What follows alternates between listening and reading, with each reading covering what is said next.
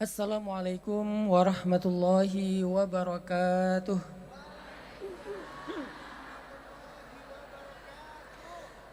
Alhamdulillahi rabbil alamin. Alhamdulillahilladzi la yukhayyibu man ammalah wa la yaruddu man sa'alah wa la yaqta'u man wasalah wa la yaslubu man syakarah ولا يكل من توكل عليه أشهد أن لا إله إلا الله وحده لا شريك له وأشهد أن سيدنا محمدا عبده ورسوله الذي لا نبي بعده اللهم صل على سيدنا محمد وعلى آله وأصحابه ومن تبعه إلى يوم القيامة Rabbi syrah li sadri wa yassir li amri wahlul 'uqdatan min lisani yafqahu qawli amma ba'd.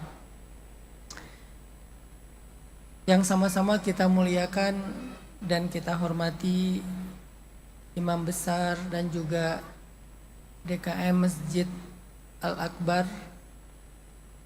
kemudian juga Bapak Deputi dan juga perwakilan dari Bank Indonesia, para alim ulama, para tokoh-tokoh masyarakat, dan yang selalu saya banggakan para Gen Z. Tadi udah di absen ya sama Kak Buni ya.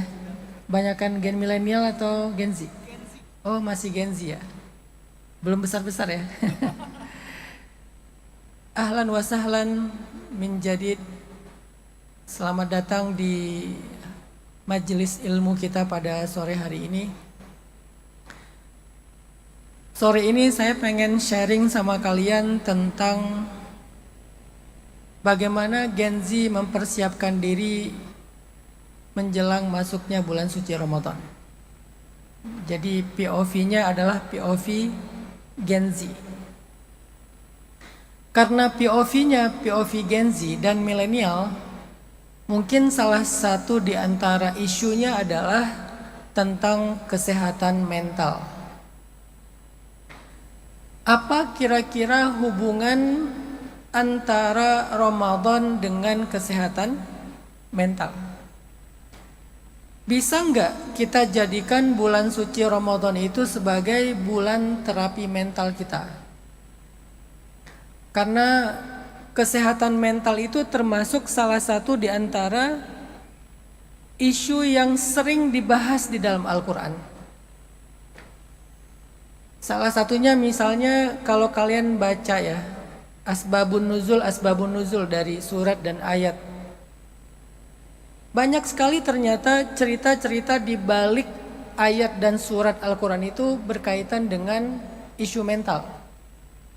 Misalnya surat Al-Muzammil. Surat Al-Muzammil itu kan turun dalam konteks Nabi sedang sedih. Nabi habis dibully. Sehingga di dalam ayat 10 itu Allah menguatkan hati Nabi dengan kata-kata wasbir ala ma yaqulun. Bersabarlah terhadap ucapan mereka. Artinya bulian mereka. Karena Nabi itu mendapatkan perlakuan abusif secara verbal.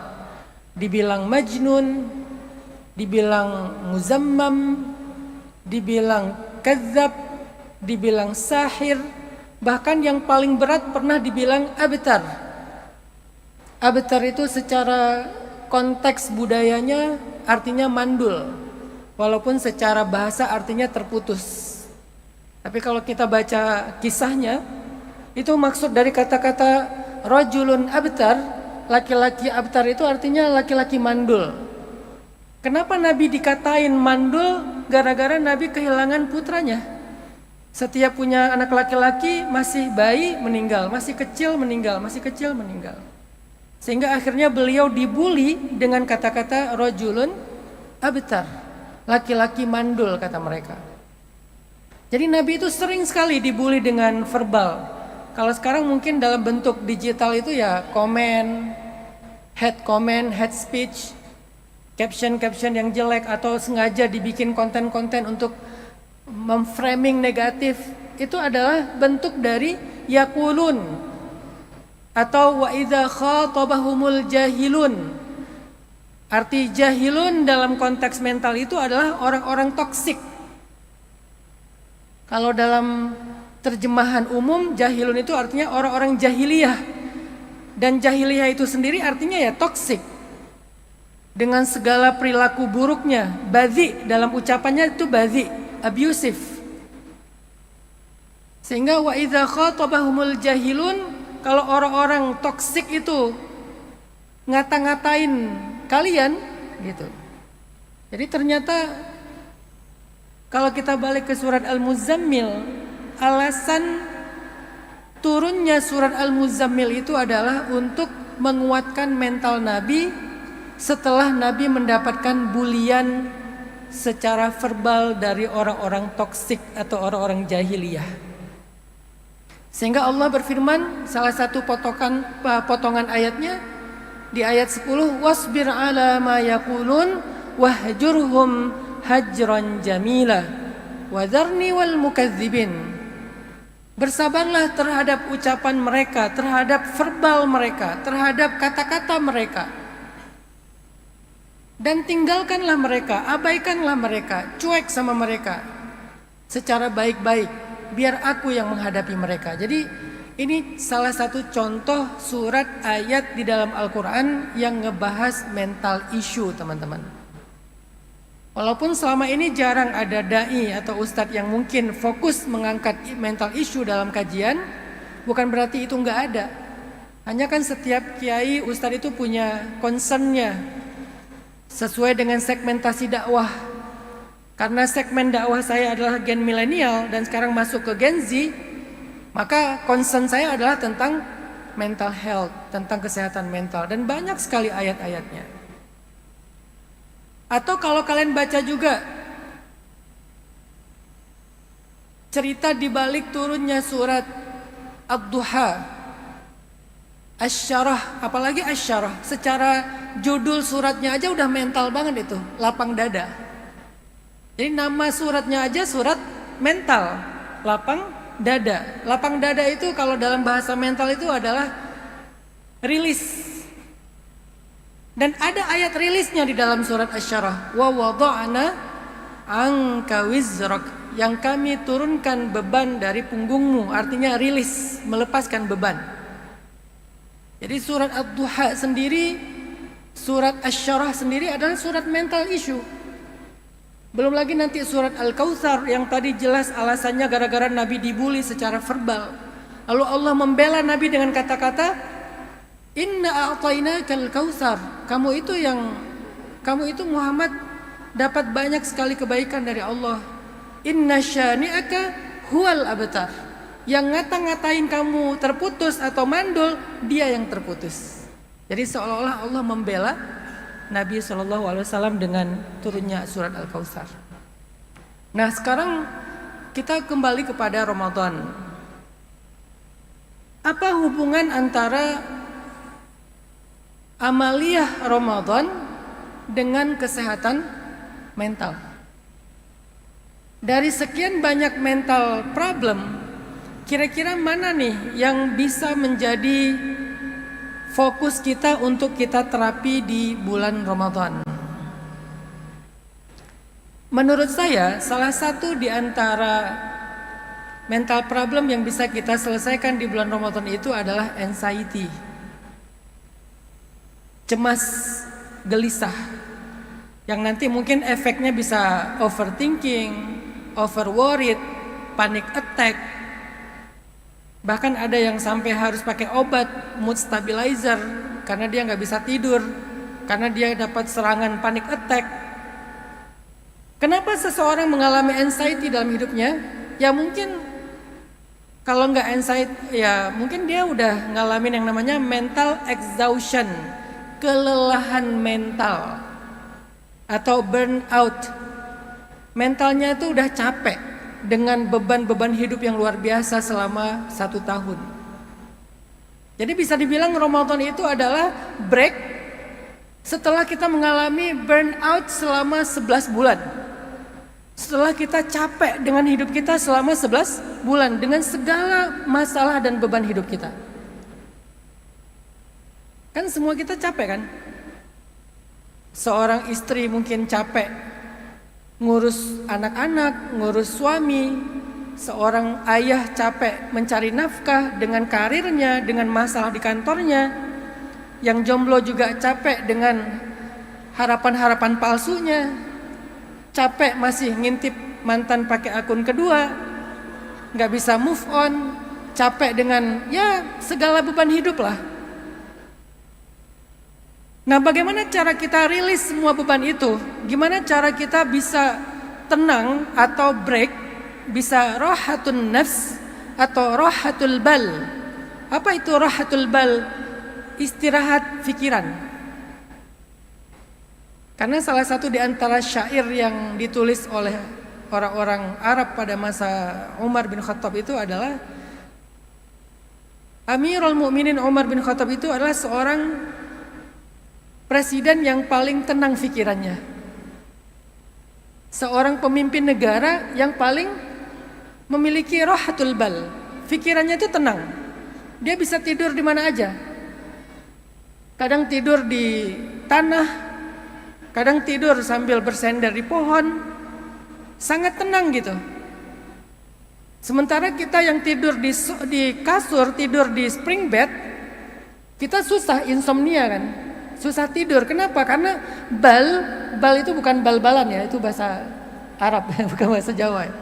Bal itu artinya pikiran, nggak rohah, nggak rehat gitu. Kenapa pikiran kita nggak rohah, tidak rehat? Tadi beban kita itu belum kita lepas, belum kita rilis. Kita nggak tahu jalan keluar dari masalah kita yang mentok. Kita sering menghadapi masalah yang kita sendiri tuh bingung. Nih jalan keluarnya mana nih? Maka Ramadan adalah bulan di mana kita belajar untuk istirahat secara mental. Istirahat secara pikiran, istirahat secara jiwa. Bukan istirahat secara fisik. Karena fisik istirahatnya mungkin tidur, tapi bulan Ramadan kita kurang tidur. Malah malamnya kita lebih banyak qiyam. Fisik itu istirahat dengan makan. Ramadan justru disuruh nahan makan. Walaupun pas buka puasa ya mukbang juga sih. Tapi harusnya kan enggak ya, harusnya idealnya kan enggak kan. Cuman kan kenyataannya mukbang lah. Dari jam 3 sore itu udah. Jadi Ramadan itu sebetulnya bukan rehat fisik. Kita udah rehat fisik selama 11 bulan, tetap aja nggak bisa tidur. Tetap aja badan kita nggak nyaman gitu, sering sakit-sakitan. Kenapa? Jangan-jangan yang capek itu bukan fisik kita selama ini. Yang capek itu pikiran dan mental kita selama ini. Dan kalau kita sadar, capek pikiran dan mental itu lebih berat loh daripada capek fisik. Recovery-nya itu lebih rumit. Capek fisik itu tidur sebentar juga udah recovery dia. Capek fisik karena lapar, makan langsung balik lagi. Capek fisik karena pegal, pijat-pijat dikit, selesai. Pakai balsam, selesai. Atau berendam air panas, selesai. Atau tidur sekalian, selesai. Tapi jangan-jangan kita udah tidur, kita udah makan, kita udah jalan-jalan, kok masih capek? Jangan-jangan yang capek bukan fisik kamu, tapi pikiran dan mental kamu. Maka Ramadan adalah bulan rehat mental, rehat pikiran, bukan rehat fisik. Artinya harusnya Ramadan itu secara jadwal fisik itu bukan dikurangin, ditambah malah, terutama dalam amaliyah ibadah. Jadi jangan sampai Ramadan kita malah jadi kurang produktif. Karena Nabi di bulan Ramadan itu perang. Bulan Ramadan itu pembebasan. Bulan Ramadan itu perjalanan. Bulan Ramadan itu ya aktivitasnya justru lebih ekstrim. Ya kalau sekarang mungkin kalau nggak sampai ke level itu ya bikin event gitu kan. Kan bikin event udah kayak perang kan. Capeknya itu bisa istirahat seminggu gitu, tidur nggak bangun-bangun. Ramadan itu pembebasan, Ramadan itu jihad, Ramadan itu rihlah ataupun hijrah. Ramadan itu justru bulan-bulan di mana banyak terjadi hal-hal yang menguras energi fisik dan kemenangan. Jadi Ramadan bukan jadwal break secara fisik. Harusnya sih bulan Ramadan itu jadwal kerjanya sama aja. Kalau nggak ngejar buka puasanya ya, jadwal sekolah sama, kerja sama, malah harusnya lebih produktif, lebih banyak kegiatan. Terus apanya yang break? Yang break itu pikiran dan juga mental. Gimana cara kita rilis? Gimana cara kita recovery burnout atau mental exhaustion kita selama ini? Ada satu kata di dalam ayat Ramadan yang nyambung dengan tema kelelahan mental. Kata-katanya adalah la'allakum tattaqun. Salah satu di antara tujuan utama ibadah Ramadan adalah belajar menjadi muttaqin, menjadi orang yang bertakwa. Dan itu populer sekali, kita selalu baca ya ayyuhalladzina amanu kutiba alaikumussyam kama kutiba alal ladzina min qablikum la'allakum tattaqun, supaya kalian menjadi orang yang bertakwa. Apa hubungannya takwa dengan burnout? Apa hubungannya takwa dengan lelah mental? Ternyata kata para ulama, takwa itu adalah kunci jalan keluar dari setiap masalah. Takwa itu adalah kunci jalan keluar dari setiap masalah. Jadi kalau selama ini kita mengalami lelah mental, lelah pikiran, karena banyaknya masalah dan gak tahu jalan keluarnya, karena beratnya beban kita dan gak tahu cara menurunkan beban itu, maka ternyata Allah ngasih tahu kita satu solusi, yaitu takwa. Nanti coba teman-teman buka ya firman Allah di dalam surat At-Tolak. Itu yang paling jelas tuh di surat At-Tolak, surat 65. Dan uniknya ayat ini ditaruh di dalam surat masalah. At-Tolak itu apa bahasa kita? Cerai. Jadi ada ayat tentang takwa di surat cerai. Kenapa kok di surat cerai? Karena cerai itu salah satu masalah yang paling sering bikin orang lelah, bikin orang burnout, bikin orang exhaustion, bikin orang capek gitu dengan hidup. Bukan cuma yang ngalami yang capek, yang dengerin curhat juga ikut capek kan? Bahkan sekarang banyak anak Gen Z yang takut menikah gara-gara sering baca berita tentang perselingkuhan, perceraian, cekcok dan segala macam. Akhirnya mereka ngerasa kayak marriage is scary. Pernikahan itu menakutkan. Sehingga Allah Subhanahu wa taala justru menurunkan satu surat, bukan suratun nikah, tapi suratut tolak. Bukan surat pernikahan. Enggak ada surat pernikahan di Al-Qur'an. Ada ayat pernikahan tapi tidak ada suratnya. Yang populer An-Nisa, Ar-Rum. Nanti kalau keluarga ya ada At-Tahrim, Maryam, Imran dan seterusnya. Tapi surat pernikahan itu nggak ada di Al-Quran. Yang ada surat perceraian. Kenapa kok Al-Quran sampai menurunkan satu surat yang judulnya, dan nama surat ini kan bukan hanya ijtihad ulama, tauqifi juga kan. Nabi yang memberi tahu bahwa coba baca suratul Talaq atau surat yang di dalamnya dibahas apa, surat yang di dalamnya dibahas apa. Lalu para ulama menyimpulkan, oh nama ini adalah surat ini. Dalam ilmu Al-Quran lah atau ilmu tafsir. Kenapa ada surat di dalam Al-Quran yang nama suratnya itu adalah surat cerai?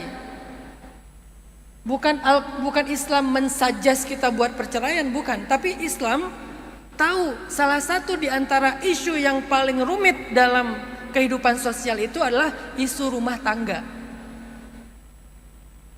Dan itu isu klasik dari zaman Nabi sampai sekarang.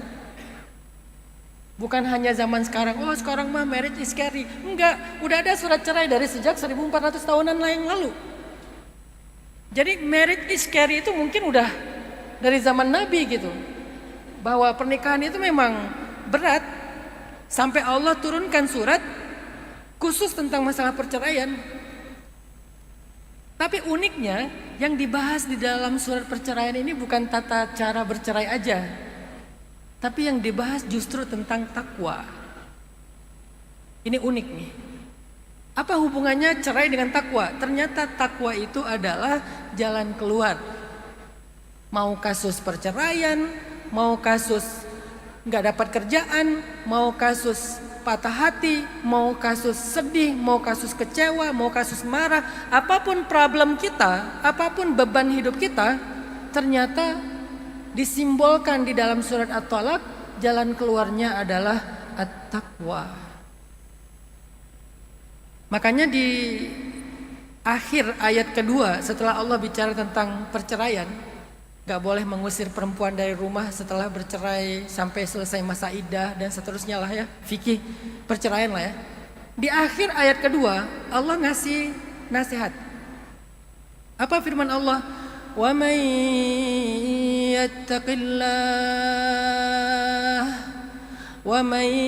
yattaqillaha yaj'al lahu makhraja wa yarzuqhu min haitsu la yahtasib. Siapa yang bertakwa kepada Allah, Allah akan berikan makhraja.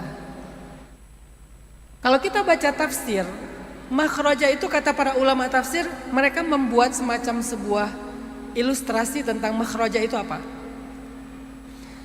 Jadi makhraja itu kan kondisi ketika seseorang itu daik itu sempit, berada di sebuah tempat, sebuah lubang sempit, nggak bisa gerak, nggak ada cahaya, nggak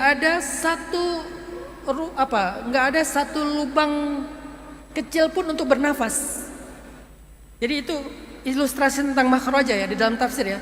Makhraja itu adalah kondisi sebelumnya adalah orang berada di sebuah ruangan kecil mungkin 1 meter persegi, cuman bisa duduk ngeringkuk, terus dia nggak bisa gerak sama sekali, terus dia nggak punya cahaya, terus nggak ada lubang untuk bernafas walaupun sekecil lubang jarum.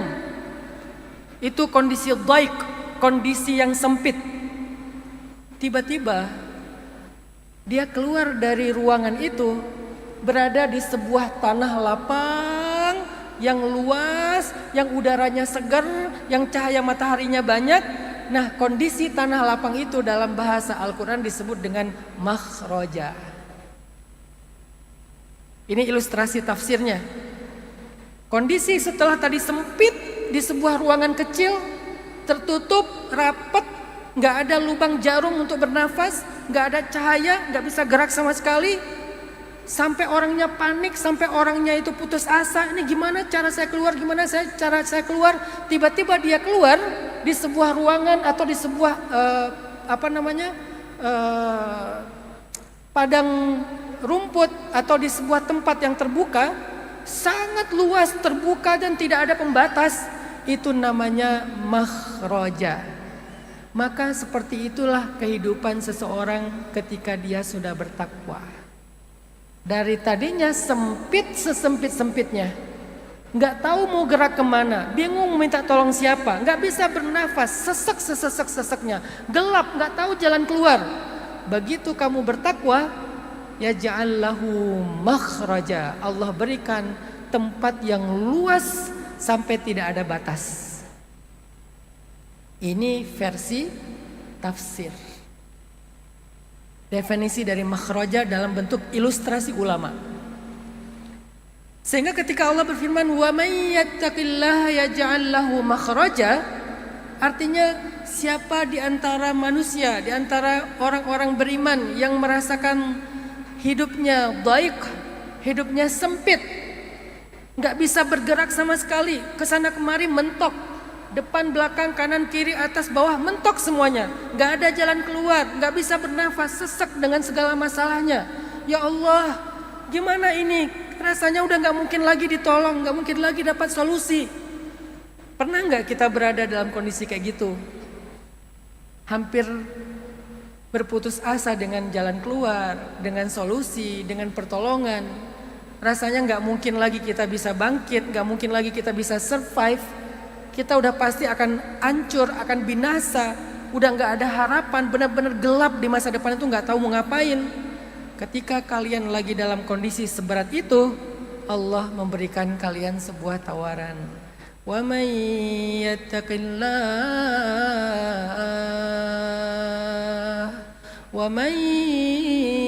yattaqillaha yaj'al lahu makhraja.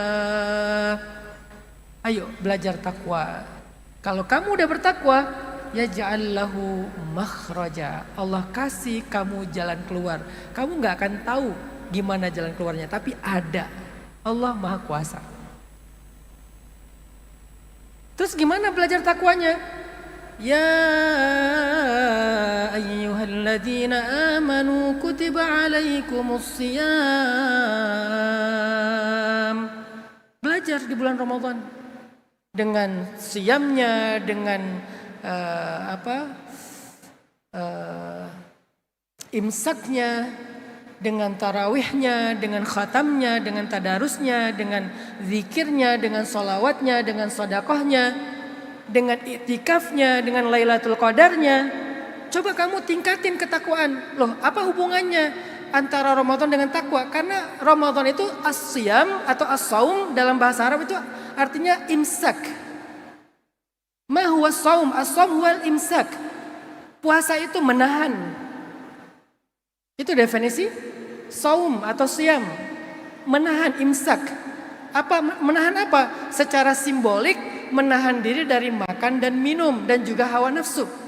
Tapi secara hikmah atau secara moral menahan diri dari semua perbuatan-perbuatan yang dilarang oleh Allah Subhanahu wa taala. Dan itulah hakikat takwa. Karena secara bahasa juga takwa itu kan akar katanya waqaya wiqayah, mencegah, melindungi. Maka puasa adalah cara kita mencegah diri kita dari perbuatan dosa, melindungi diri kita dari larangan Allah. Bahkan yang tadinya boleh aja ketika dilarang jadi nggak boleh, kita cegah. Makan minum boleh harusnya, tapi ketika Allah suruh kita nahan diri, nggak boleh makan minum, ya udah kita cegah. Di situ kita belajar benar-benar mencegah diri dari hal-hal yang buruk. Itulah hakikat takwa. Sehingga kalau 30 hari itu kita serius latihan imsak, bukan cuman latihan, bukan cuman menjalankan ritual ataupun budaya puasa ya. Karena kalau puasa jadi semacam budaya, ya kita ngebayangin bulan puasa itu sirup, ngebayangin bulan puasa itu ya petasan, ngebayangin bulan puasa itu mungkin ya makanan favorit kita. Itu kan budaya Ramadan, bukan latihan Ramadan. Kalau kita serius dengan latihan Ramadan, mulai dari imsaknya, siyam atau saumnya, tarawihnya atau iftarnya, sahurnya, tilawahnya, iktikafnya. Iktikaf sendiri juga kan membatasi diri di dalam sebuah tempat yang bernama masjid, nggak keluar dari masjid. Semua itu adalah latihan takwa. Sehingga kalau kita berhasil selama 30 hari atau 29 hari belajar takwa, baru setelahnya Allah menjanjikan wa may yattaqillaha yaj'al lahu makhraja. Selama ini kita udah coba semua cara untuk menyelesaikan masalah kita dan hasilnya nihil kan. Sekarang coba deh cara langit. Karena kita udah coba semua cara bumi nih. Minta tolong ini itu, bikin program ini, merencanakan itu. Kita kadang selama ini ketika punya beban hidup atau masalah hidup, kita coba semua cara bumi. Dan cara bumi itu effortnya tuh lelah sekali loh. Makin kita coba, makin kita lelah. Makin kita coba, makin kita burn out. Kadang kita lelahnya bukan dengan masalah, tapi dengan mencoba-coba. Coba jalan keluar ini, coba jalan keluar itu, coba ini, coba itu. Nambah masalah, nambah masalah. Kenapa? Karena kita hanya fokus cara-cara bumi. lupa dengan cara langit. Padahal jalan keluar itu bukan dari manusia, tapi dari Allah Subhanahu wa Ta'ala. Jadi kalau kalian udah 11 bulan coba cara bumi nggak berhasil, sekarang coba deh pakai cara langit aja. Udahlah, aku udah nggak tahu lagi jalan keluar dari masalah aku. Sekarang aku pengen Allah aja yang cari jalan keluar. Jadi tugas aku sekarang selama 30 hari ke depan pengen caper-caperan sama Allah. Karena aku udah capek caper-caperan sama manusia. Caper di sosmed, caper di story WA, caper ke teman, caper ke keluarga, caper ke pasangan, caper ke orang-orang yang kita anggap bisa bantu kita. Mentok semuanya. Sekarang aku pasrah, aku gak mau mikir jalan keluarnya, biar Allah yang memberikan aku jalan keluar. Sekarang tugas aku 30 hari ke depan, caper-caperan kepada Allah. Caper dengan jungkir balik qiyam, tarawih yang banyak, kalau nggak banyak yang panjang. Silakan mau pilih yang mana, yang rakaatnya banyak atau yang bacaannya panjang, yang penting caper. Jangan udahlah rakaatnya sedikit, pendek pula. Pilih yang caper. Namanya orang caper gimana sih? Kan agak-agak banyak actingnya lah ya. Wah, aku kayaknya pengen tarawih 50 rakaat deh. Cari kalau ada. Kalau nggak ada ya mungkin ya 21 lah, 23 lah. Atau 11, 10. Tapi yang panjang. 1 rakaat, 1 juz lah. Kalau nggak kuat ya minimal 10 rakaat 1 juz. 1 rakaat 1 lembar. Kenapa kok nyari gitu? Pengen caper. Nggak apa-apa fisik kita capek dikit di bulan Ramadan. Tapi insya Allah mental kita rehat. Karena 11 bulan kita udah rehat fisik, mentalnya yang capek. Sekarang gantian, fisik capek, mentalnya yang rehat. Bukankah semakin dekat dengan Allah itu semakin tenang, rehat? Ala bizikrillah tatmainnul qulub. Tilawahnya juga caper. Sedekahnya juga caper, jangan standar lagi. Zikirnya juga caper, kalau perlu tuh sampai alat zikir tasbih digital tuh sampai gonta-ganti karena rusak tuh. Saking caper-caperannya. Kenapa caper sama Allah? Karena udah capek caper sama manusia, tapi nggak ada solusi. Sekarang pengen caper sama Allah aja. Dan Ramadan bulan terbaik buat caper sama Allah. Caranya tingkatin ketakwaan kita. Tingkatkan ketakwaan kita. Apa janji Allah tadi di dalam surat At-Talaq? 1. Yaj'al lahu makhraja. Dikasih jalan keluar yang sangat lapang dari sebuah tempat yang sangat sempit. Yang kedua, apa janji Allah untuk orang yang bertakwa? Wa yarzuqhu min haitsu la yahtasib. Dikasih rezeki min haitsu la nahtasib. Dari jalan yang kita enggak duga-duga. Namanya enggak duga-duga, biasanya enggak logis. Jadi kalian jangan terlalu kepo. Gimana caranya? Namanya juga la yahtasib. Kalau la yahtasib, ya berarti kita nggak tahu dari mana. Kalau kalian tahu, berarti yahtasib. Berarti ya bisa diduga lah. Kayaknya dari sini deh. Kayaknya dengan kerjaan ini deh. Enggak. Allah punya banyak jalan untuk memberikan kita rezeki yang kita nggak pernah tahu.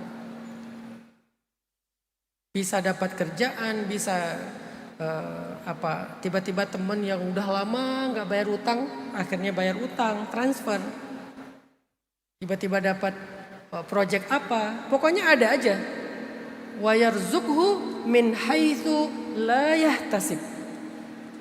Dikasih rezeki yang tidak pernah terduga-duga. Kalau kamu punya utang berarti diberikan kemampuan untuk membayar utang dengan cara yang kamu nggak pernah tahu. Coba caper dulu sama Allah. Jangan tanya gimana caranya, tanya gimana kamu bisa caper sama Allah. Urusan makhraja, urusan rizqun min haitsu la yahtasib, itu urusan Allah, bukan urusan kita. Ini janji kedua Allah untuk orang yang bertakwa. Nanti baca lagi nih ayat di bawahnya.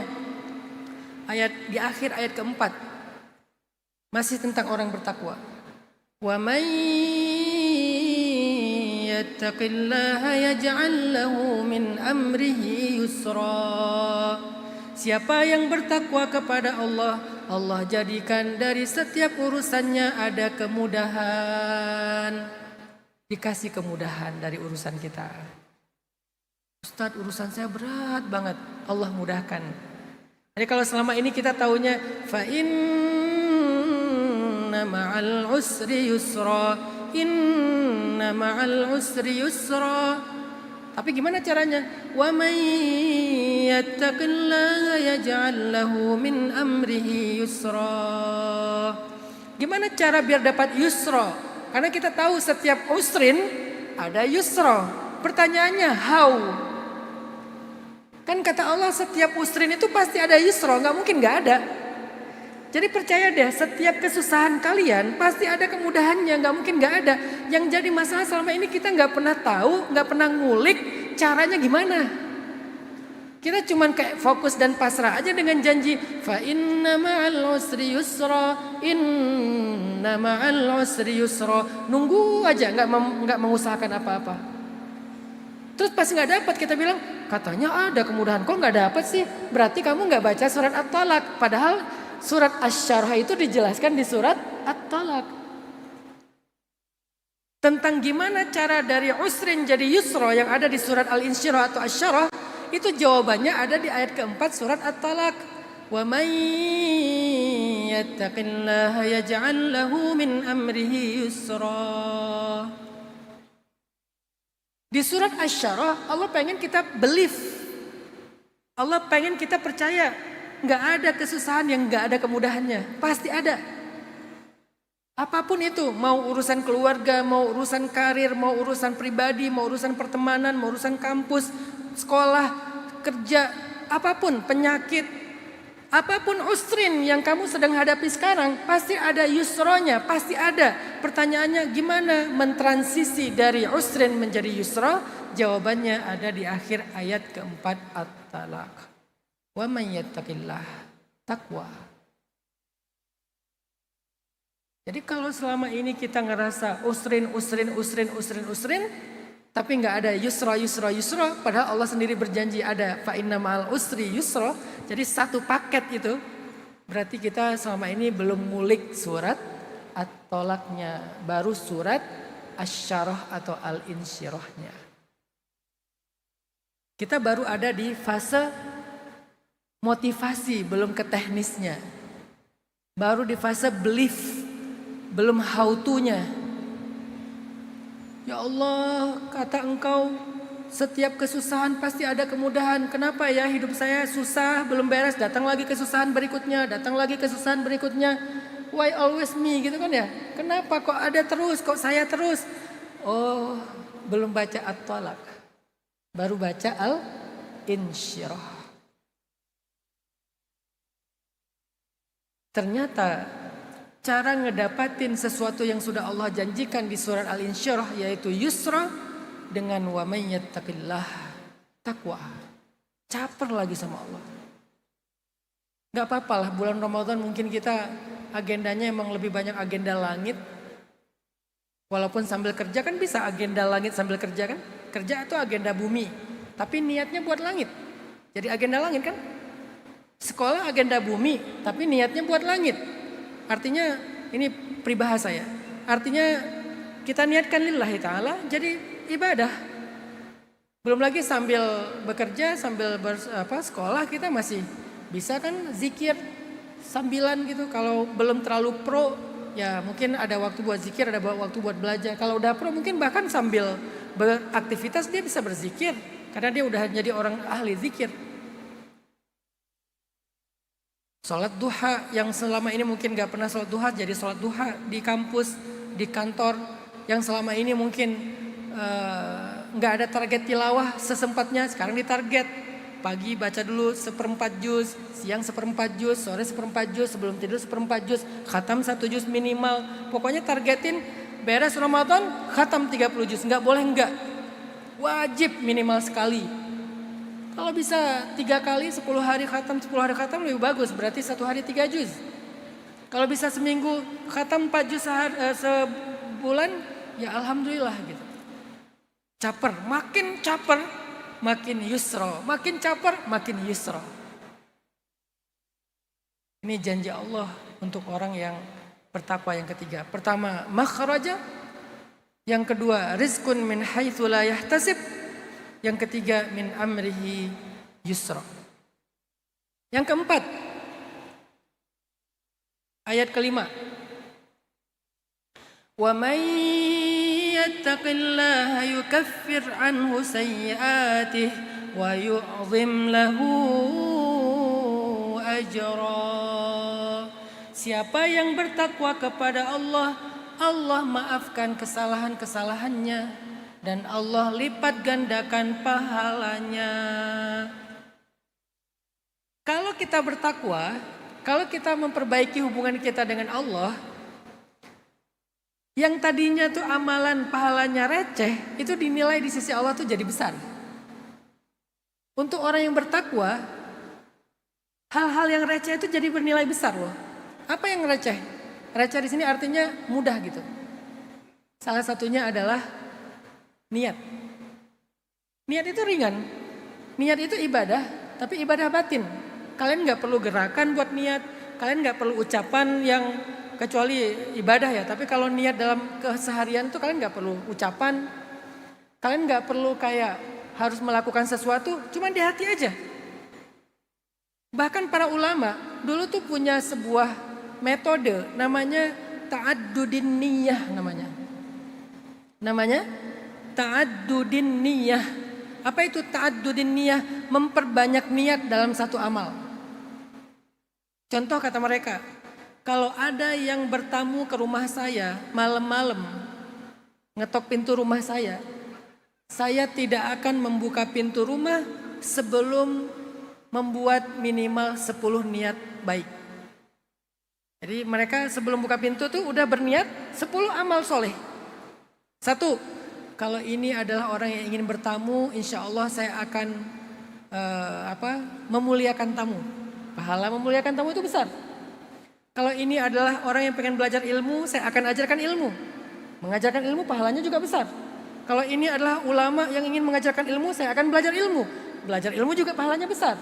Kalau ini adalah keluarga yang pengen menyambung silaturahim yang terputus, saya akan sambungkan. Menyambung silaturahim itu pahalanya besar. Kalau ini adalah orang yang pengen berhutang dan saya akan hutangkan semampu saya. Menghutangkan itu pahalanya besar. Tahu nggak pahala menghutangkan itu sebesar apa? Setiap hari kalian seperti bersedekah senilai hutang yang kalian berikan. Jadi kalau datang teman kalian bilang pinjam dulu 100, lalu kalian kasih 100.000, dia bilang sebulan lagi baru bayar, berarti setiap hari kalian mendapatkan pahala sedekah seperti 100.000 rupiah per hari. Per hari. Kalau sudah jatuh tempo, ternyata dia memang uzurnya syar'i, nggak sanggup bayar, dia bilang ke kalian, dia bilang maaf ya saya belum ada uang, saya udah usahakan tapi belum dapat 100.000, boleh nggak minta 1 bulan lagi. Kalian tangguhkan 1 bulan yang kedua, maka mulai bulan yang kedua itu setiap hari 2 kali lipat, fine. Seperti 200.000 per hari, 200.000 per hari, 200.000 per hari. Bulan ketiga 300.000 per hari. Tapi ini berlaku bagi yang piutang ya. Kalau yang berhutang jangan pakai dalil ini ya. Kalau yang berhutang dalilnya apa? Tidak akan diterima pahala orang yang berhutang sebelum lunas hutangnya. Nggak akan masuk surga sebelum lunas hutangnya. Masing-masing pakai dalil sendiri, jangan di crossing ya. Kan yang jadi masalah di kita tuh cari dalil buat orang lain kan. Bukan buat diri sendiri gitu. Kan kata Ustaz Hanan juga kalau kamu berhutang memberikan saya hutang dapat pahala sedekah. Jangan kamu pakai dalil yang punya uang, kamu pakai dalil sebagai yang berhutang. Kalau yang punya uang dalilnya menghutangkan. Sama kayak suami istri tuh. Suami pakai hadis-hadis suami, jangan pakai hadis istri. Yang jadi masalah sekarang kita ngaji itu mencari validasi. Tuh kan kata Ustaz Hanan juga, tuh kan kata kiai juga. Jadi istri mencari dalil untuk nyalahin suami, suami nyari dalil untuk nyalahin istri. Harusnya masing-masing mencari dalil untuk muhasabah dan memperbaiki diri sendiri. Jadi kalau udah punya 10 niat, baru dibuka pintunya. Begitu dibuka pintunya, ternyata yang datang salah satu dari 10 atau enggak 10-10-nya, maka dia mendapatkan pahala 10 amal soleh hanya dengan berniat saja. Itu namanya konsep ta'addudin niyah. Memperbanyak niat kebaikan. Tapi niatnya bukan ada 2 ya. Karena niat itu ada 2 model ya. Ada yang namanya khawatir. Bahasa Arab yang jadi bahasa Indonesia, kuatir. Kuatir itu bahasa Arabnya khawatir.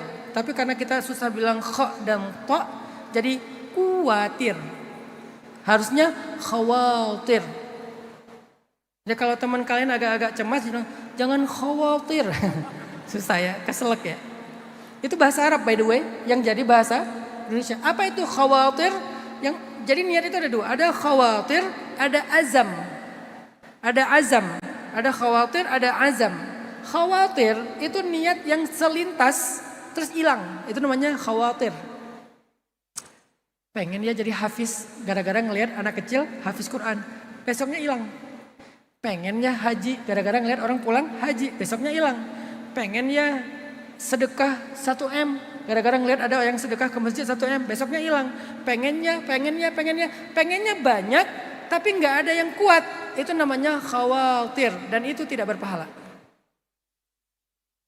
Khawatir itu tidak berpahala karena dia tidak kuat. Yang berpahala itu niat yang bentuknya azam. Azam itu apa? Pengen banget.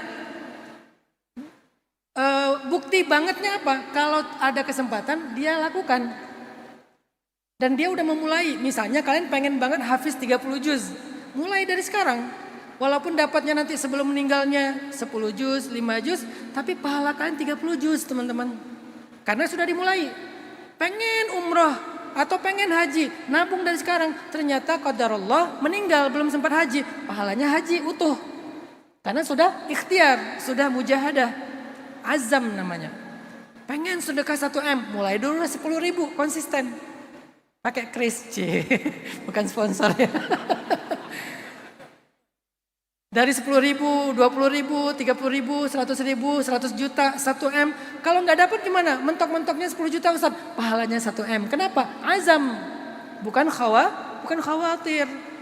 Begitu juga dengan amal-amal yang lain. Pokoknya kalau niatnya bentuknya azam, memang serius, memang diusahakan, insya Allah walaupun nggak jadi sudah dianggap sebagai ibadah yang utuh, satu kebaikan. Makanya bagi orang yang bertakwa, niat aja tuh pahalanya tuh udah banyak. Pengen qiyam, bablas. Ini khawatir atau azam? Pengen qiyam tapi bablas. Tergantung apa? Sebelum tidur ngapain? Kalau udah setting alarm, terus udah doa, ya Allah bangunkan saya nanti malam pengen qiyam. Pokoknya udah siap lah tidurnya lebih awal. Bukan pengen qiyam tidur jam 2. Tidur jam 10, jam 11 lah paling telat. Udah tidur biar cepat bangun. Udah niat, udah ikhtiar. Ternyata karena capek banget bangunnya pas azan subuh atau bahkan lewat. Maka semalaman dia qiyam. Bayangin dahsyatnya niat. Tapi kalau niat pengen qiyam. Malah begadang, malah scrolling, malah gak nyeting alarm, malah gak berdoa. Berarti namanya khawatir, gak akan dapat pahala. Pengen khatam Al-Quran di bulan Ramadan tuh. Kalau bisa sih 10 kali lah. Ikhtiar tuh maksimal. Kalau niatnya 10 kali lah minimal 3 kali kan. Gak mungkin 10 kali sekalipun enggak kan. Ya 3 kali lah. Karena biasanya sekali aja susah. Ini dapat 3 kali. Berarti kalian pahalanya kayak khatam 10 kali. Kenapa? Azam. Tapi kalau pengen 10 kali sekalipun enggak, namanya khawatir. Jadi coba niatkan yang azam, yang kuat, sebanyak-banyaknya ta'addudin niyah, perbanyak niat-niat azam, insyaallah yaj'al lahu min amrihi yukaffir anhu sayyi'atihi wa yu'zim lahu ajra. Allah akan besarkan, akan lipat gandakan pahala kebaikannya. Jadi orang yang bertakwa itu kayak orang yang punya modal besar kalau di dunia investasi itu. Ini gak harus kripto ya, pokoknya apa aja lah ya. Kan investasi itu kalau modalnya kecil kan gak kerasa kan. Kalian modal investasi 100.000 lah, dapat 2%, 3% ya cuman berapa tuh, 2.000, 3.000 kan. Tapi kalau 1M gitu, kan 5%-nya udah berapa? 50 juta ya? Benar gak sih? Iya kan 50 juta. Jadi kalau investasinya modalnya gede, misalnya 1M, sebulan dapat 5% aja. Udah 50 juta sebulan. Kalau niat investasinya modalnya cuman 1 juta, ya sekian. Nah, orang yang bertakwa itu kayak orang yang beramal dengan modal besar. Sedangkan orang yang nggak bertakwa, orang yang beramal dengan modal kecil. Habis karena spreadnya, habis gara-gara fee-nya.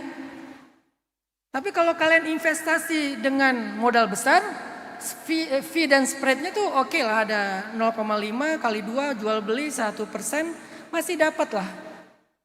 Sekitar misalnya kalau 5%, 4%-nya lah, masih ada spare 4% profitnya. Maka begitu juga dengan orang yang bertakwa. Yu'zim lahu ajra, dilipat gandakan pahalanya. Jadi kalau kalian pengen beramal tapi pahalanya besar, modalnya harus besar. Apa modal yang paling besar itu? Taqwallah atau taqwal qulub. Memiliki hati yang bertakwa kepada Allah Subhanahu wa taala. Ini adik-adik sekalian, teman-teman sekalian, hubungan antara Ramadan dengan mental health. Salah satu di antara masalah mental itu adalah burnout, mental exhaustion, ataupun anxiety. Capek, lelah, khawatir, cemas, nggak tenang. Kenapa bisa gitu? Karena mentok, karena jalan keluarnya nggak ada, karena bebannya terlalu berat, karena kayak mustahil dapat jalan keluar. Allah menawarkan kita jalan keluar. Caranya, kutiba alaikumusiyam la'allakum tattaqun. Yuk belajar nahan diri, karena itu bagian dari proses latihan takwa. Nanti kalau kalian udah bisa nahan diri, artinya kalian sudah bertakwa. Allah menjanjikan, wa may yattaqillaha yaj'al lahu makhraja wa yarzuqhu min haitsu la yahtasib wa may yattaqillaha yaj'al lahu min amrihi yusra wa may yattaqillaha yukaffir anhu sayyi'atihi wa yu'zim lahu ajra. Minimal di surat At-Talaq ada 5 janji Allah untuk orang yang bertakwa. Jalan keluar, rezeki yang tidak terduga-duga, kemudahan dari setiap kesusahan, dihapuskan setiap kesalahan, dan dilipat gandakan setiap amal solehnya. Baru dari situ mental kita akan recovery, teman-teman. Ini kita belum ngomongin tentang fadilah takwa yang lain ya, bahwa takwa itu wasiat Allah, wasiat Nabi. Nabi sering banget mengatakan ittaqullah, usikum bitaqwallah, ittaqullah haitsu ma kunta, dan seterusnya. Allah juga berwasiat takwa di dalam Al-Quran di surat An-Nisa. Belum lagi ngomongin takwa itu adalah semulia-mulianya manusia. Inna akramakum indallahi atqakum. Yang paling mulia itu bukan yang kaya, bukan pejabat, bukan orang yang tampan, bukan orang yang followersnya banyak. Yang paling mulia di sisi Allah itu orang yang bertakwa. Jadi kalau kalian pengen caper sama Allah itu bukan banyak-banyakan followers, bukan banyak-banyakan harta, bukan tinggi-tinggian jabatan, bukan skincare atau malah pakai filter. Bukan gitu cara taper sama Allah. Kenapa? Innallaha la yanzuru ila suwarikum wala ila amwalikum walakin yanzuru ila qulubikum wa a'malikum. Allah enggak ngelihat tampilan kalian, Allah enggak ngelihat saldo kalian, Allah ngelihat hati kalian, yaitu takwa, baru kemudian amal-amal kalian yang terjadi, yang terekspresikan dari ketakwaan. Jadi cara caper ke Allah itu bukan pakai filter yang paling putih. Itu mah cara caper ke manusia. Posting pakai filter seputih-putihnya. Caper ke manusia pakai skincare. Caper ke manusia nunjukin saldo kan. Ini buat mungkin yang ada kebutuhan itu ya. Flexing, wah dia naik mobil apa. Akhirnya orang percaya ikut kelas, kan gitu kan. Wah dia saldonya sekian, akhirnya percaya ikut grup misalnya. Itu kan cara kita caper sama manusia. Memang nunjukin saldo, nunjukin tampang. Kalau di sosmed itu ada yang namanya apa tuh? Ngasih insight ya, ngasih insight. Engagementnya, followersnya, viewsnya berapa. Itu kan cara caper untuk dapatin endorse. Liatin followers, viewers, engagement dari insight sosial media kita. supaya kita dapat monetisasinya lewat endorsement, lewat apa. Itu cara caper ke manusia, emang nunjukin saldo, emang nunjukin kekayaan, emang flexing, emang nunjukin tampang. Tapi kan kita udah ngelakuin itu 11 bulan dan gak berhasil. Sekarang kita pakai cara yang lain, capernya kepada Allah.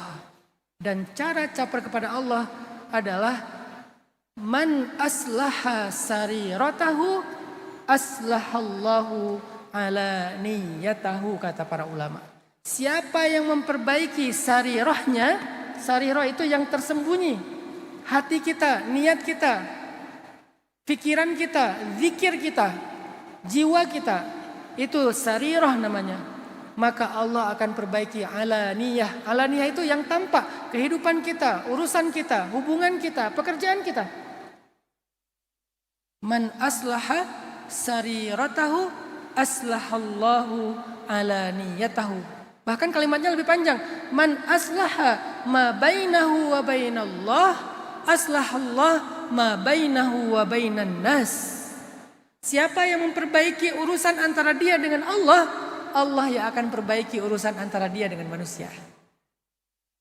Selama ini kita sibuk memperbaiki urusan kita dengan manusia, padahal yang bisa memperbaiki itu cuma Allah. Harusnya kita lebih sibuk memperbaiki urusan kita dengan Allah. Makanya dulu para ulama, genteng bocor, mereka istighfar. Anak nakal, mereka sholat taubat. Istri susah dinasehatin, mereka langsung istighfar. Kenapa mereka banyak istighfar, sholat taubat, istighfar, sholat taubat? Karena mereka percaya nggak ada masalah hidup kecuali penyebabnya rusaknya hubungan kita dengan Allah.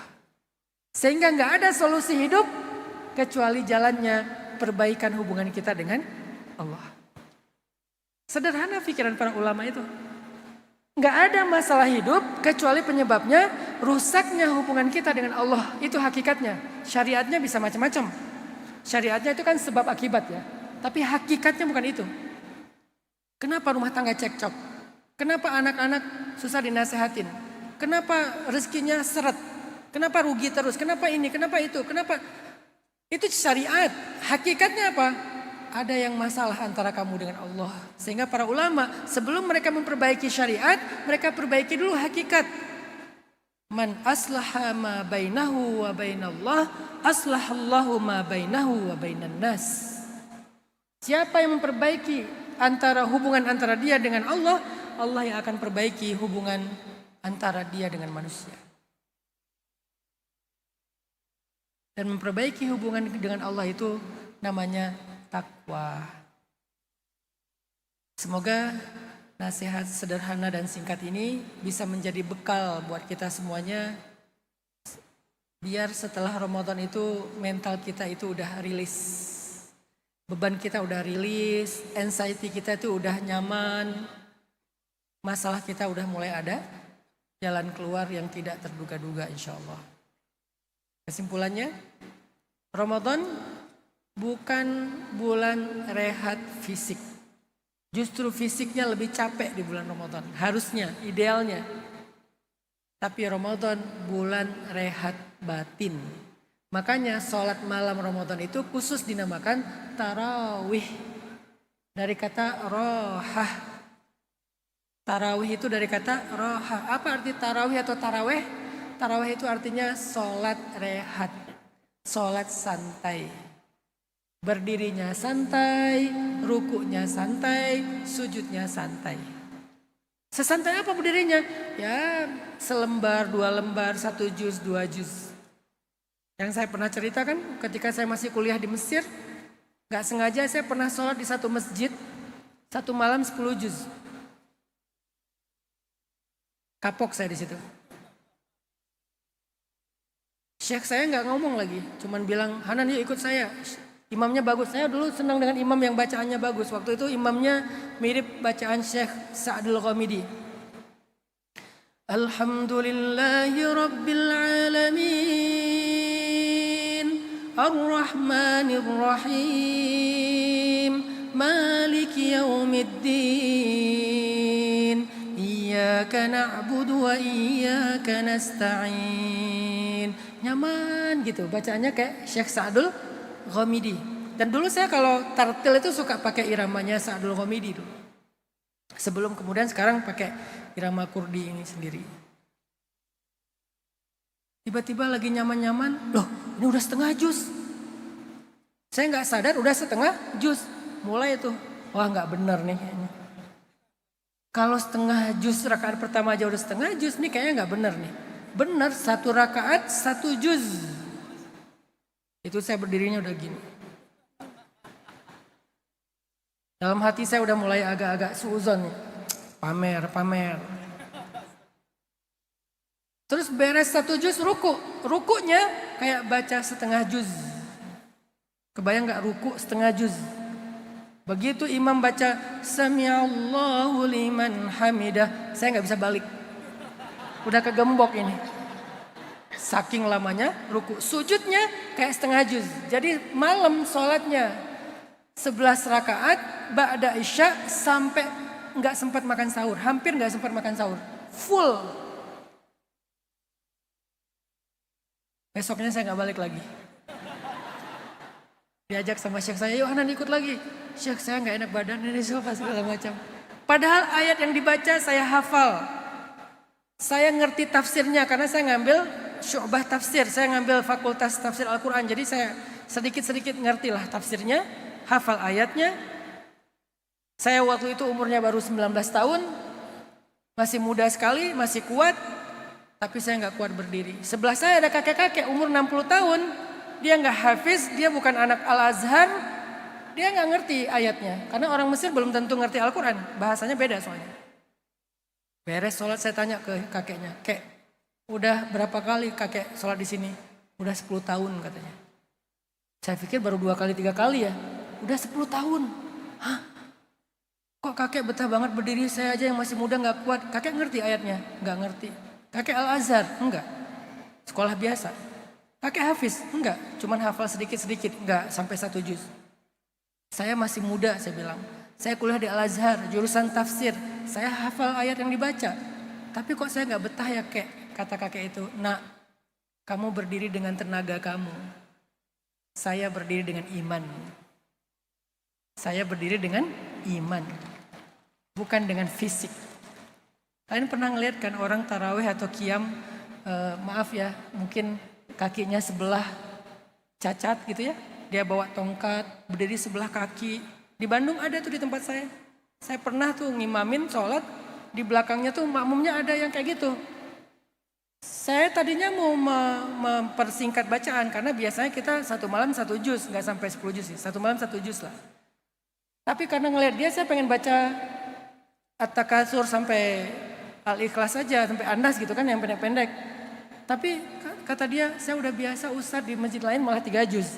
Wah, saya malah merasa malu sama dia. Kenapa dia yang tadinya kaki cuma 1 bisa berdiri 3 juz, sementara saya yang masih utuh malah pengen mengurangi. Bedanya apa? Iman. Jadi kekuatan mental yang salah satu penyebabnya iman, takwa itu bisa menambah kekuatan fisik teman-teman. Semoga kita bisa dapat kebaikan itu insya Allah. Saya kembalikan lagi ke Kak Buni. Masya Allah, tabarakallah, jazakallah khair kepada gurunda kita Ustadz Hanataki.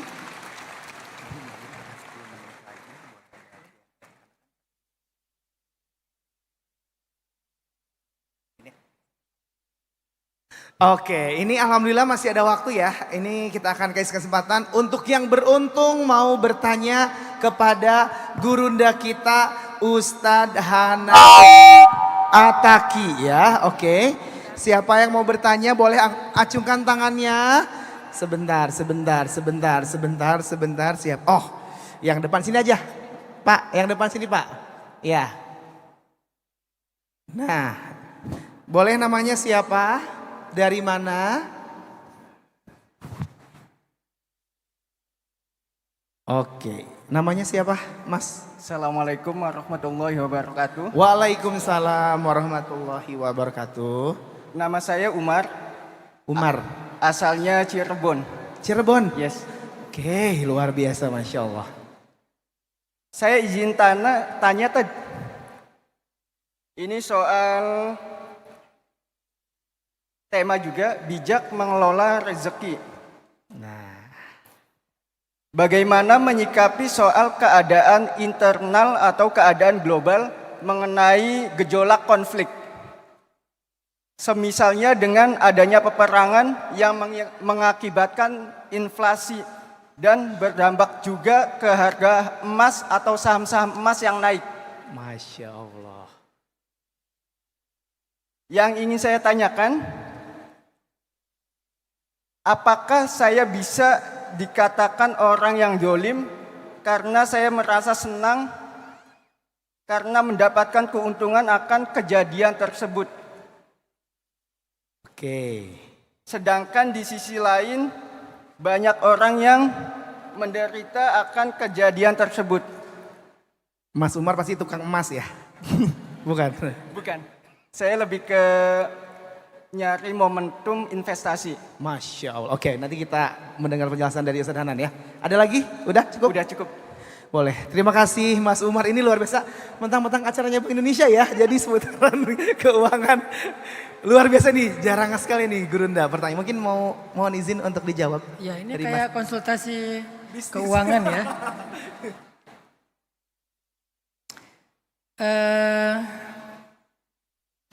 Salah satu nabi yang diberikan ilmu tentang mengelola keuangan itu adalah Nabiullah Yusuf alaihissalam.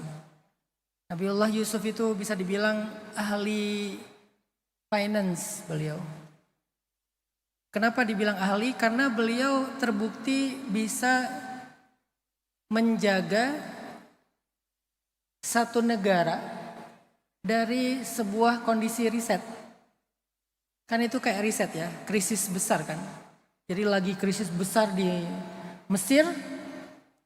Terus Nabi Yusuf alaihissalam memberikan beberapa nasihat. Bahkan beliau sendiri yang terlibat dalam pengelolaan keuangan itu. Kemudian akhirnya ketika terjadi krisis besar yang sudah diperkirakan. Yang mungkin itu siklus lagi dapat siklus krisis besar. Negara mereka bertahan gitu. Negara mereka bertahan, masyarakatnya sejahtera, itu karena cara pengelolaan keuangan Nabiullah Yusuf alaihissalam. Dan itu sekarang mulai dipelajari, Umar. Mulai dipelajari di dunia. Bagaimana teori pengelolaan keuangan dan aset ala Nabi Yusuf alaihissalam. Itu ada teorinya sekarang. Nanti saya kasih clue aja. Silakan Umar literasi tentang teori pengelolaan aset dan keuangan dalam kondisi krisis dan riset ala Nabi Yusuf alaihissalam. Sebagian kecilnya sudah menjadi budaya bangsa Indonesia.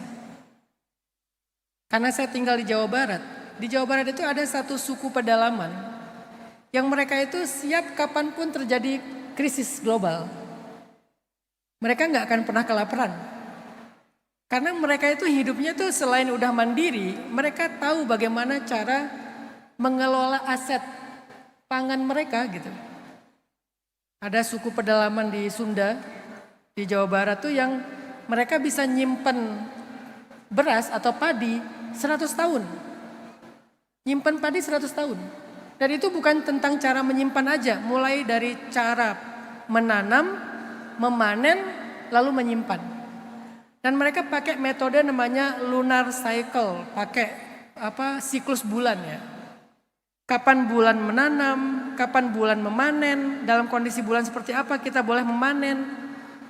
Saya juga punya sebuah kawasan di mana saya bangun beberapa bangunan dari bambu. Saya belajar juga dari para petani bambu yang masih menjaga budaya bertani bambu yang benar-benar organik dan sesuai dengan nenek moyang ya. Bukan yang industri. Kalau yang industri kan yang penting sebanyak-banyaknya ya. Kalau ini kan dia pakai metode. Salah satu ilmunya adalah kenapa banyak bangunan bambu itu kena rayap atau jadi rusak. Ternyata kesalahannya bukan hanya di pengerjaan, tapi kapan dia dipanen. Harusnya bambu itu tidak boleh dipanen ketika bulan purnama atau bulan yang lagi besar. Kenapa? Kadar airnya tinggi. Kalau kadar airnya tinggi, maka dia gampang rusak dan banyak rayap. Harusnya dia dipanen di kondisi lunar atau bulannya itu kecil atau sabit. Karena kadar airnya rendah dan jamnya pun ada jam.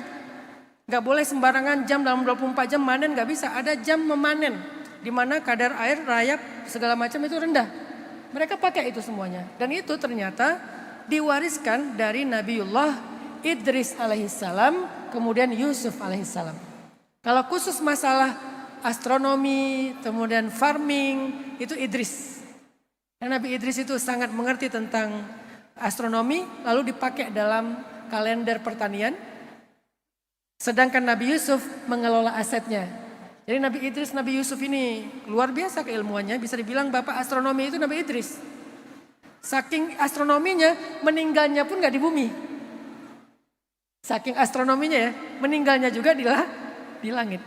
Wadhkur fil kitab Idris innahu kana siddiqan nabiyya wa rafa'nahu makanan 'aliyya. Dia meninggalnya di langit. Saking astronominya. Sekarang astronominya NASA. Ada yang meninggal di langit? Enggak ada. Paling jauh bulan lah ya. Walaupun itu juga masih perdebatan. Tapi Nabi Idris benar-benar di langit. Berarti kan para nabi itu bukan cuma ngajarin tauhid, walaupun itu adalah inti dari dakwah mereka. Selain ngajarin tauhid, mereka ngajarin keuangan, mereka ngajarin farming. Bahkan Nabi Idris itu termasuk orang yang pertama ngajarin tentang bagaimana menjahit pakaian. Jadi mulai ada peradaban pakaian yang bagus-bagus itu di zaman Nabi Idris. Membuat segala handcrafting, bukan hanya pakaian, semua handcrafting. Karpet segala macam itu di zaman Nabi Idris. Jadi Nabi Idris itu merintis peradaban.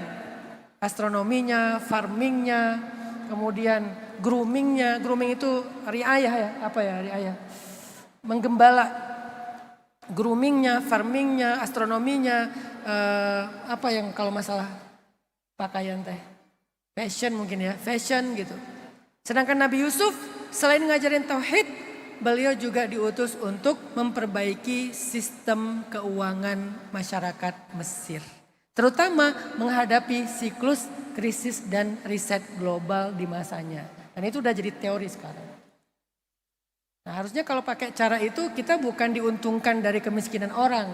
Tapi kita bertahan karena memang kita bijak dalam mengelola aset dan juga keuangan kita. Allahu a'lam.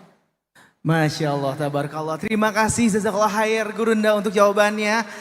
Ini mohon maaf karena waktu ya. Ini jadi cuma bisa satu pertanyaan aja. Kita akan menutup untuk acara hari ini. Pastinya dengan doa dan jiwa muhasabah yang akan langsung disampaikan oleh Gurunda kami. Kepada yang kami hormati Ustaz Hanat Taki kami persilahkan. A'udzu billahi minasy syaithanir rajim.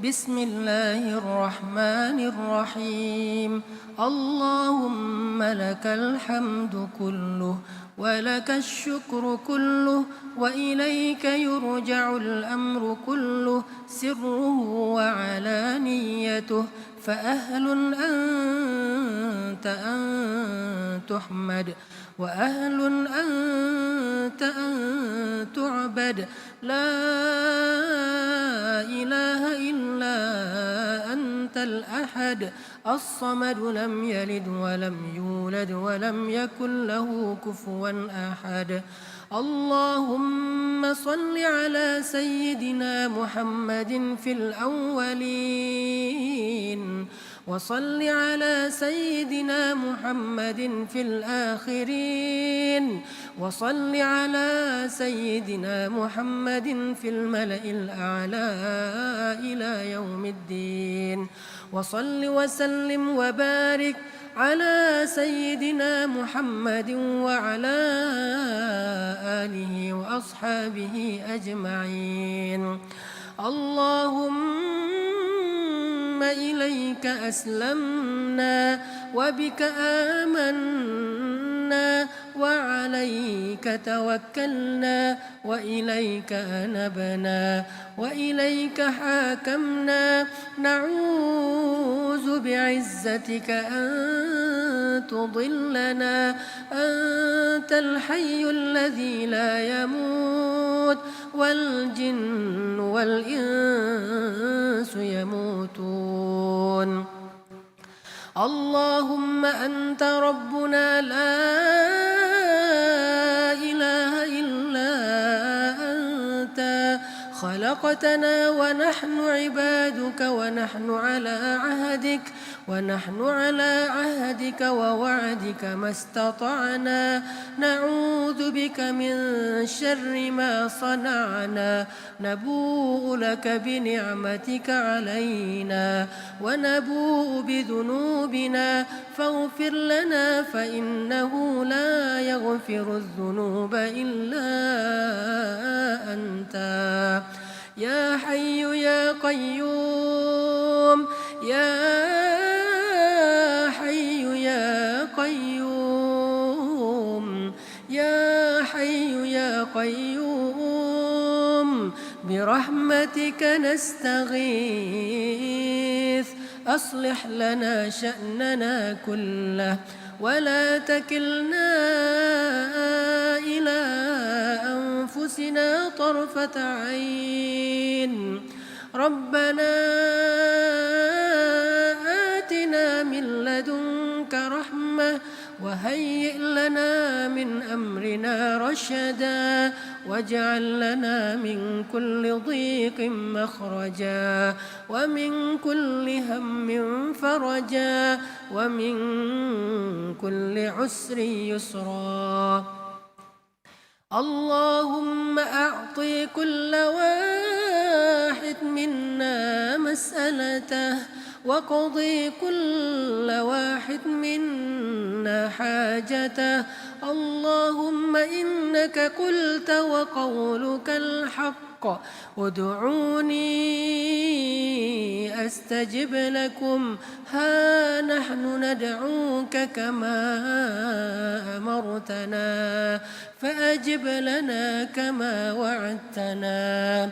يا سامع الصوت، يا كاسي العظام لحما بعد الموت، يا من أمنت يونس في بطن الحوت، يا من حفظت موسى في اليم والتابوت. يا ودود يا ودود يا ودود، يا ذا العرش المجيد، يا فعال لما يريد. يا الله يا الله يا رب العالمين.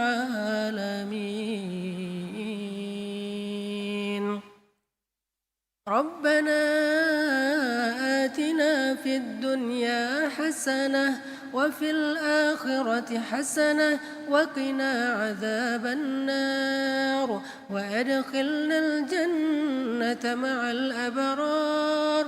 يا عزيز يا غفار يا رب العالمين. سبحان ربك رب العزة عما يصفون، وسلام على المرسلين، والحمد لله رب العالمين.